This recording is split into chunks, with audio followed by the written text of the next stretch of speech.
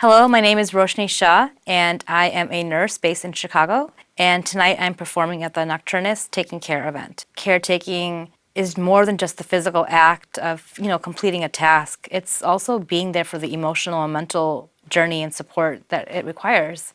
And caretaking takes a toll on caretaking for yourself. So I think it's a really fine line between giving and receiving. I hope the audience feels transported to wherever my story takes them.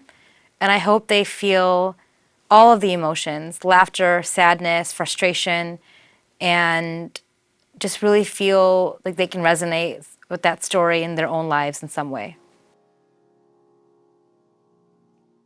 I pull into my driveway, windows down, music blasting Bollywood, nose dripping, but despite the cold Chicago air, I can barely keep my eyes open. All I can think about right now is going to sleep. It's as if the medications I've been giving my patients overnight in the ICU has somehow gotten into my own bloodstream. All I can hear in my skull is the sound of bed alarms and patients' cries. I am so exhausted.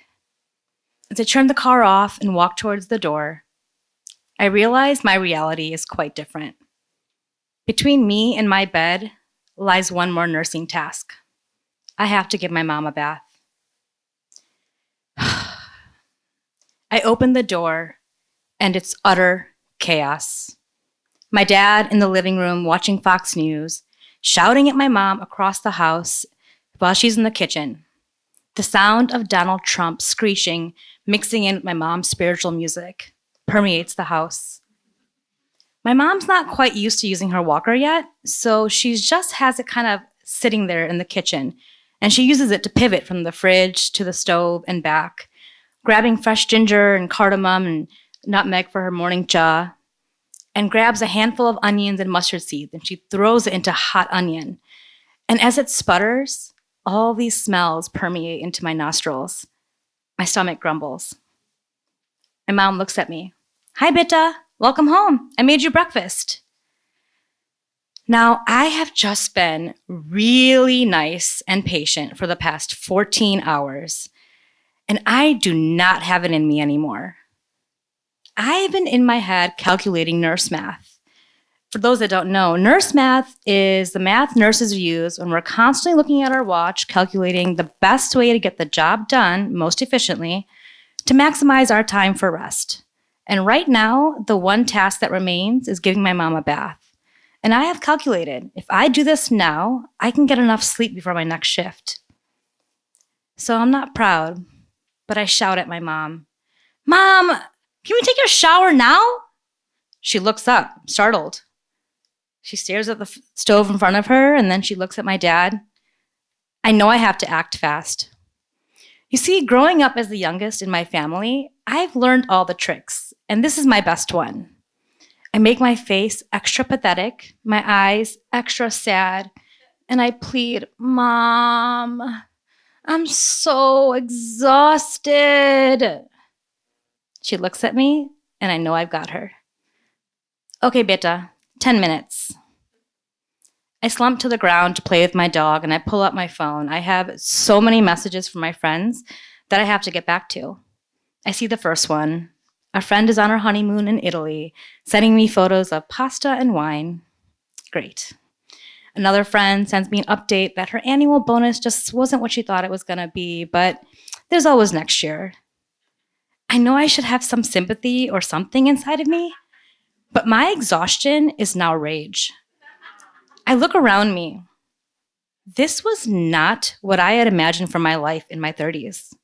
I should be coming home to my own family, taking care of my husband and kids, or at least planning a trip to Italy. I don't even know what an annual bonus is. So I respond with some likes and comments, and I look at my watch. It's been way over 10 minutes. I'm mad. I pop up. "Mom!" She turns the stove off, finally, pours my dad's tea and breakfast, yes, and finally makes progress as she walks towards the stairs. "Okay, take me up." I look at the 20 stairs that she's pointing at. My mom just fell down these stairs and broke her hip. a few weeks ago. She just got back from rehab, not even a week ago. There was no way we were making it up there. So I look at her. Mom, that's not happening. Come, I want to show you something I made. Okay, side note here. I'm a first-generation daughter of immigrants. So growing up, the way we decorated our home was all about functionality and efficiency. Our walls were plain and bare to preserve the newness of the home. We just recently got the plastic off the couches, too. That was a good bonus. But my parents didn't really believe in decorating. We had the same furniture from the 80s, and if it wasn't glued back together, we covered it up with something and made it work. I, on the other hand, am a proper millennial. I grew up inspired by Martha Stewart living, and I couldn't wait to be an adult and decorate my home. So when my mom was in rehab, I knew I had my chance. I jumped at the opportunity to decorate the downstairs bathroom, which was bare. I spent way too much time and energy picking out the perfect, plush, trendy rug. I got the beaded, matching shower curtain. Hell, I had money. I splurged on the matching towels and candles. I put hooks for her robe and gowns, and I was really proud of myself. In fact, the hole in the wall, quite literally, my most rebellious act, was putting a hole in the wall with my own artwork. So, that was awesome. As my mom hobbles over with her walker, still not quite sure how to use it, I couldn't wait to show her. I turned the light on for this big reveal, and I hear a big gasp. What did you do in here? How much did this cost? Your dad's gonna... I was so disappointed. This is not how the big reveals happen on TV. How could you be so ungrateful? As she continues to scream at me and walk in, her walker gets stuck in the rug that I had picked out, and I realize my mom has a point. But I'm as stubborn as she is, so I'm not going to give in. I roll my eyes and tell her, Mom, just get in the shower and get undressed. She rolls her eyes right back at me as she wobbles to the bathroom. As she opens the shower curtain, she sees it. You see, I had to install one of those ugly hospital-grade plastic and metal shower chairs, and I tried my best to bedazzle it, but it didn't work. She stares at that chair, and her eyes drop. I know those eyes. It's the look of when your freedom gets snatched away from you. I know my mom can't believe that this is what her life is like either. She's only 60. Something inside me softens. I realize this is not a patient. This is my mom. I walk over to the bathroom and turn on the water. And as she gets undressed, still slowly from the surgery that she just had, I see her naked body.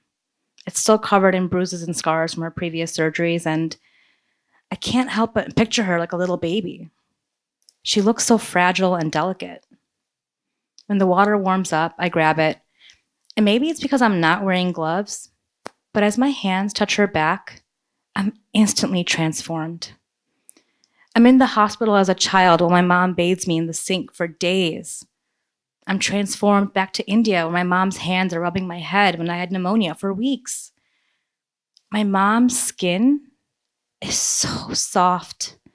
It feels like whipped silken tofu that's soaked in a syrup of rose and cardamom. In fact, as the water hits her skin, I swear, the bathroom starts to smell like her. Smells of jasmine and orange and cloves and cinnamon and smells of home. I realize this is not the ICU. For the first time in many hours, my body relaxes. I hand my mom the shower bar. She looks at me with gratitude, and something in both of us shifts. Now her conversation goes from formalities to more important topics like, who's sleeping with who at work? And by the way, are there any cute single residents that like you yet? And as I look at my mom and answer her questions, she's very nosy, I grab her loofah and her Dove body wash. I, like the efficient immigrant daughter that I am, squirt out 2 efficient squirts and start lathering her. She grabs my hand. I laugh. You see, my mom sacrifices and gives to everyone. And she has to be really savvy everywhere. But for as long as I've known her, the shower was where she gave herself the biggest indulgence. And today was no different. So I grabbed that Dove body wash and I squeezed to her satisfaction, what ended up being over half of the bottle. Literally, there is soap falling to the ground in wasteful heaps. I hide my frustration and I go with it. This is her shower. And I start lathering her. I lather her underarms and under her breasts and under her other more intimate areas. And we're no longer mother-daughter. We've become friends. In fact, now that I'm over 30, my mom thinks of me as one of her girlfriends that she can tell one of her non-veg jokes to. If you don't know what that means in our culture, it's raunchy humor. The thing is, my mom's joke telling doesn't really ever get to the punchline. So she starts one of her infamous jokes that I've heard millions of times, not fully, of course. She's about 5 words in this time, which is progress, and her head pops back, her body starts convulsing, and she makes no noise. Don't worry, don't be alarmed. You see, my head is also thrown back, my body is also convulsing, and we are now exchanging in our shared signature mom-daughter silent cackle. It's the laugh that my mom and I share that I've inherited, proudly or not. It is what it is. And as both of us clutch our stomachs hard, laughing so much from nothing, I realize I haven't checked my watch because I don't really care what time it is anymore. Thank you.